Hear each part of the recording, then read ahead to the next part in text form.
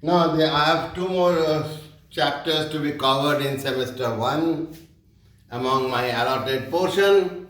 This is the modern theory of consumer surplus. But before we go directly to the modern theory given by J.R. Hicks, we must know actually what consumer surplus is. Many of you have studied in the undergraduate classes. This theory of consumer surplus was first propounded by a French engineer, Dupuit, but it was in very crude form. It was made famous by Alfred Marshall in his book Principles of Economics, which was published in 1890. Marshall made it famous. What did Marshall say? That there are many commodities we consume in life for which we pay less but get more satisfaction. बहुत सामान ऐसे जीवन में हम लोग रोज इस्तेमाल करते हैं, उपभोग करते हैं, जिसमें संतुष्टि मिलता है ज़्यादा लेकिन पैसा देते हैं कम. जैसे नमक, कितना कम पैसा देते हैं लेकिन संतुष्टि उससे कितना ज़्यादा. कोई सब्जी बगैर नमक का एकदम बेकार लगेगा. न्यूज़पेपर जो रोज पढ़ते हैं, कितना कम पैसा देते हैं, 2 रुपया 3 रुपया, लेकिन संतुष्टि उससे मिलता है बहुत ज़्यादा. पूरा वर्ल्ड का खबर मिलता है. So what is this surplus? This surplus is the surplus of satisfaction. Consumer gets a surplus of satisfaction because he is paying less and he is getting more utility, more satisfaction. So, Marshall defined the concept. The excess of price which a consumer would be willing to pay, over which he actually does pay, is the economic measure of a surplus satisfaction. This may be called consumer surplus. The excess price जो हम देने के लिए तैयार हैं, rather than go without the thing, over which जो price हम actually देते हैं, is the economic measure of a surplus satisfaction. This may be called consumer surplus. In the words of Paul Samuelson, there is always a gap, एक अंतर है, between total welfare and total economic value. This gap is the nature of a surplus which the consumer gets because he always receives more than he pays for. एक gap है, एक अंतर है between welfare, संतुष्टि और economic value जो पैसा देते हैं. यह गैप है सरप्लस. क्यों? उपभोक्ता को मिलता है बिकॉज ही ऑलवेज रिसीव्स मोर, उसको ज्यादा मिलता है संतुष्टि देन ही पेज फॉर. जितना देता है उससे अधिक संतुष्टि मिलता है. मान लीजिए आप ट्रेन में सफर कर रहे हैं, बहुत ठंडा है, चाय पीने का मन करेगा. अगर 20 रुपया भी चाय का दाम बोलेगा तब भी हम देने के लिए तैयार हैं. लेकिन जब प्लेटफॉर्म में ट्रेन रुका और चाय वाला गया, चाय चाय गरम, चाय चाय, उसको बुलाए, आओ भाई 1 कप चाय दो. कितना दाम है? 5 रुपया. तो हम देने के लिए तैयार थे 20 रुपया, लेकिन उसको दिया सिर्फ 5 रुपया. सो कितना सरप्लस हुआ? 20 - 5 इक्वल टू ₹15. सो मार्शल ने कहा कि कंज्यूमर सरप्लस एक अंतर है, एक डिफरेंस है. किसका अंतर है? Potential price minus the actual price. Potential price मतलब जो प्राइस हम देने के लिए तैयार हैं, the price I am willing to pay, minus actual price, जो प्राइस हम एक्चुअली देते हैं. इन दोनों का अंतर जो है that is consumer surplus.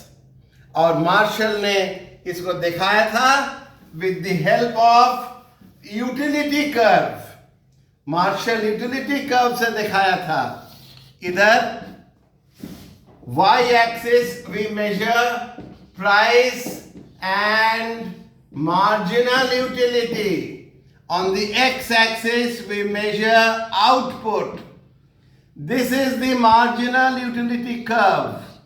Diminishing, ये तुम लोग इंटरमीडिएट में पढ़े हो, law of diminishing marginal utility, उत्पत्तिमांत उपयोगिता ह्रास नियम, PAD. So price per unit is OP. खरीद रहे हो OM यूनिट्स, कितना पैसा, कितना प्राइस पे किया, कितना अमाउंट पे किया, OP into OM, that is OPAM.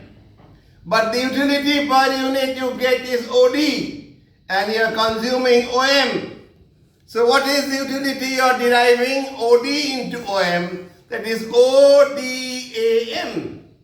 So consumer surplus will be ODAM minus OPAM, that is equal to DPA. This area denotes the consumer surplus.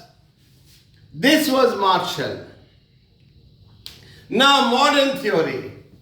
Hicks was very much critical of two main assumptions of Marshall. What were the two assumptions? That marginal utility of money is constant. Hicks says marginal utility of money cannot remain constant. It varies according to the stock of money. Higher the stock of money, lower will be the utility of money. And lower the stock of money, higher will be the utility of money. So Hicks was very much critical of that assumption, that utility of money remains constant. And second, utility is measured cardinally. Cardinal number क्या है? 1, 2, 3, 4. Ordinal number है first, second, third, fourth. So Hicks always said that utility is measured ordinally, not cardinally. That means utilities are ranked, utilities are ordered, but they cannot be exactly measured because utility is a variable subjective phenomenon. It varies from person to person, from place to place, and time to time. Hence, utility cannot be measured quantifiably. Now, this is the diagram of Hicks, indifference curve diagram, which shows the modern theory of consumer surplus. In this axis, we measure money, and x-axis, we measure the quantity.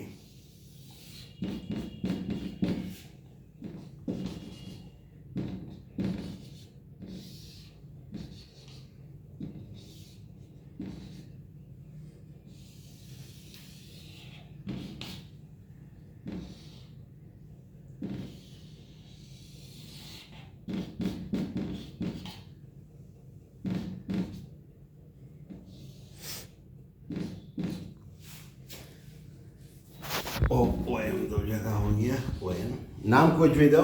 Now the consumer starts with OM of money. M is a point on IC1. So all the commodities on IC1 will give the consumer the same level of satisfaction as OM of money. क्योंकि तुम लोग पढ़े हो, indifference curve का सब point में consumer को मिलता है the same level of satisfaction. Say R on IC1. Satisfaction at R is equal to satisfaction at M. और R में अगर उपभोक्ता रहेगा या लेकिन सोचता है, एक्चुअल पॉइंट नहीं है. Consumer thinks that if he is at R, he will be getting OS of quantity X and ON of quantity X and OS of money उसके पास रह जाएगा. If he is at R, फिर हम बोलते हैं उपभोक्ता अगर R पर रहेगा IC1 में, तो उसको ON of quantity X मिलेगा, ON of good X मिलेगा और OS amount of money उसको पास बचा रह जाएगा. तो ON of X खरीदने के लिए वो कितना पैसा देने के लिए तैयार है? MS. टोटल मनी है OM. ONX खरीदने के लिए उसको पास OS पैसा रह गया, तो कितना देने के लिए तैयार है? MS. So what is MS? MS is the potential price. He is willing to pay MS for acquiring ON quantity of good X. Now, this is the actual price line ML. And the consumer is in equilibrium at P on IC2. हम लोग जानते हैं consumers equilibrium indifference curve में कहाँ होता है? Where the price line is tangent to an indifference curve. So P is the point of equilibrium because the price line ML is tangent to IC2 on point P. So P is the actual point of equilibrium जहाँ उपभोक्ता को मिलेगा maximum satisfaction.